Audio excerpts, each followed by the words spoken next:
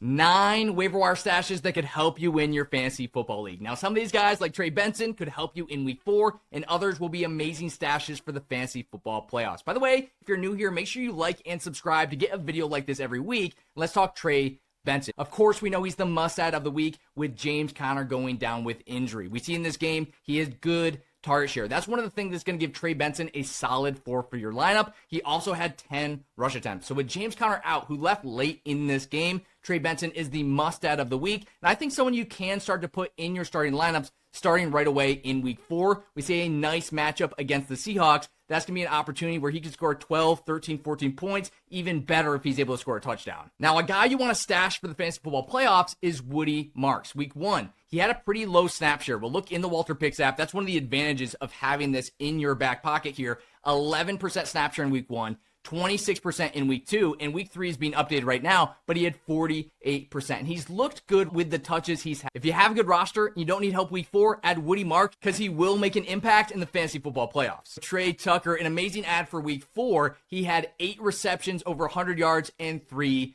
touchdowns. With the target share, he was absolutely elite in week 3. We scroll over to that in the Walter Picks app.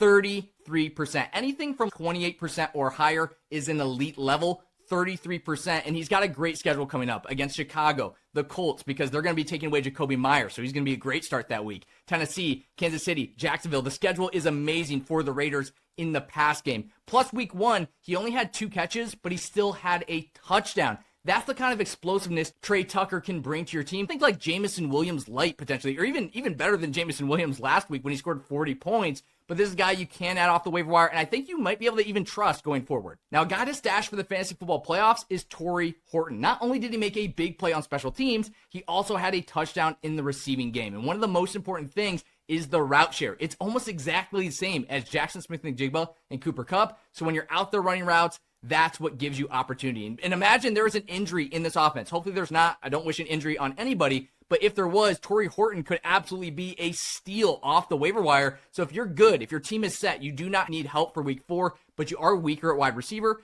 add Tory Horton because he could be a great asset come the fantasy football playoffs. But some of us need help week 4. So another running back you may want to add is Chris Rodriguez. Now, I know he didn't have the best game, but this game got out of hand quickly. With Marcus Mariota stealing his rushing touchdown on that first drive, he drove all the way down the field, and Mariota punched it in for the 6 points. If that was different, everyone would be adding Chris Rodriguez right now because people are thinking Bill Krosky-Merritt. He scored that touchdown at the end of the game when it was out of hand. When the game mattered, when it was close, Chris Rodriguez was the back for the Commanders. So if he is available on the waiver wire, he's probably a solid add for your team and someone you may be able to plug in your lineup week 4. Now, not trusting him completely, especially with Atlanta getting absolutely boat raced by the Carolina Panthers in week 3. But if you do need a running back, this is the type of guy I would add off the waiver wire if you don't have the most priority or the most. The stash for the fantasy football playoffs is Kareem Hunt. He's actually available in a lot of leagues, and I think you need to add him right now. Because think about this. The Chiefs, they do not have Rashee Rice. They do not have Xavier Worthy. They're missing their 2 best wide receivers.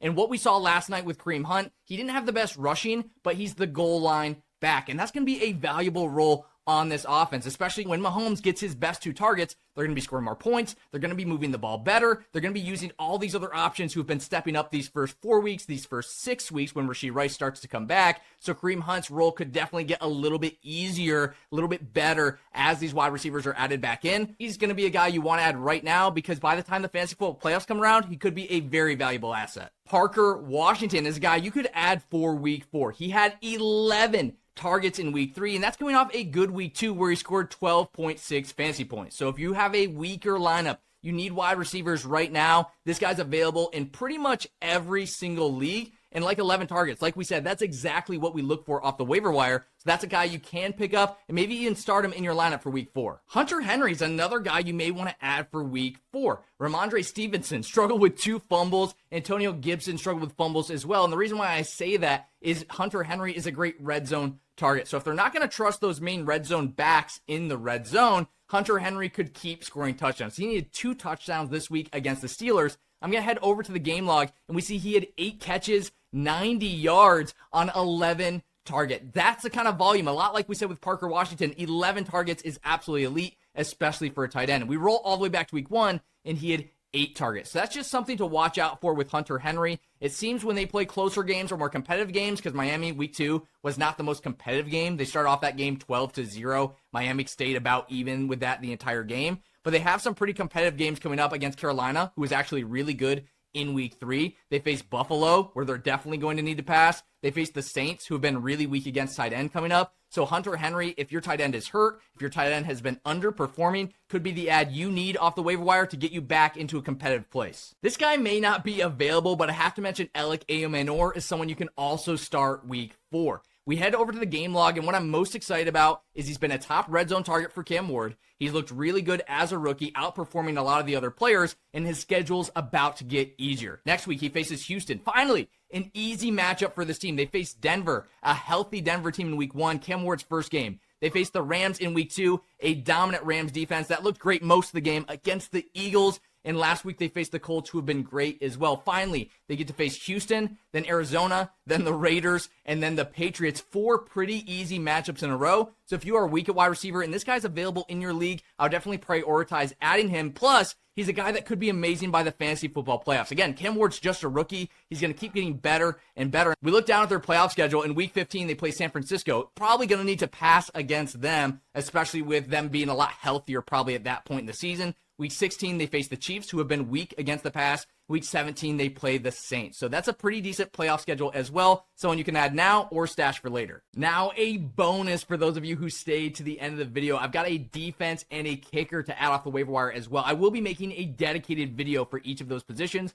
Since you saved the end of this waiver ad video, I'm going to give you 2 of those guys right now. My number 10 kicker of the week is Will Lutz. What we really want to look for is a team that's going to score a lot of points. And the other thing, did you know that defenses and kickers are actually correlated like wide receivers and quarterbacks? They stack together. So the defense for the Broncos, obviously an amazing start this week against the Bengals. Extremely turnover prone in week 3 against the Vikings. I expect that to continue in week 4. Jake Browning struggled. Everybody was struggling with fumbles, and Denver's going to be watching for that as well. Plus, Will Lutz has done a good job as well. So not only are the Denver Broncos defense going to be great, they're going to score a lot of points. They're going to have a lot of opportunities. So Will Lutz, if he's available on the waiver wire, is one of my top priorities of the week in the kicker position. Now, the defense I want to bring up is the Chargers, who haven't been the best so far this year, and that's why they may be available on waivers. But week 4, they play the Giants. And we saw Russell Wilson, when they were under pressure in week 3, he dropped back. He still threw it deep, even when he was getting contacted. Several balls that should have been intercepted fell by the wayside, but he also threw plenty of interceptions as well. So while the Chargers, they did have a tougher week 3 matchup, they haven't been the best so far. I do think week 4 is a great time to add them off the waiver wire and get them into your lineup if you don't need any of these other players. And that's going to do it for our waiver video today. Make sure you guys hit that like, that subscribe to get this video every single week.